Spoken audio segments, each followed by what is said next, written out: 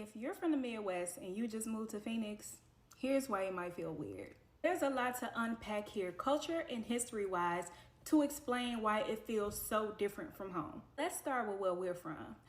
Culture in the Midwest is shaped by the Great Migration.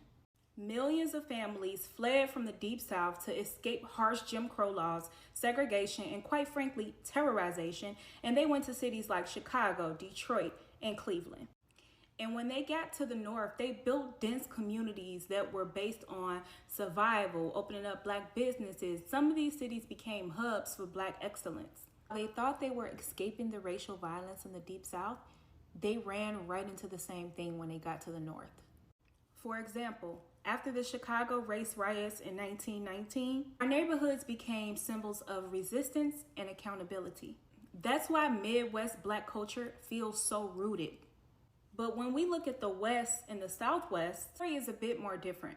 Black migration from the Deep South to the West and the Southwest was smaller, and it was tied in military service or jobs in railroads or the lumber industry, even like the Buffalo Soldiers.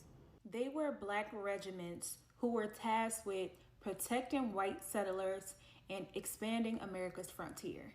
And although they still faced segregation, they got to escape a lot of the violence that a lot of Black people found themselves in when they moved to the North from the Deep South.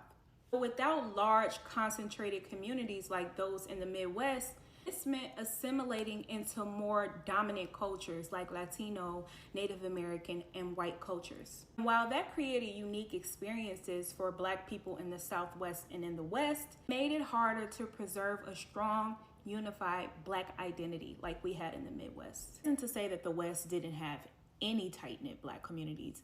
They did. They had plenty. But it was just way less than the North. And we can see that reflected in the population of Black people in these states today. Here are the statewide Black population statistics as of 2020, states in the Midwest and states in the West and Southwest. Because Midwest Black people have experienced more racial violence in the metropolitan cities than the Black people in the West, the ideas of racial identity can be a little different. This by no means is a way to pit Midwest people against the West and Southwest.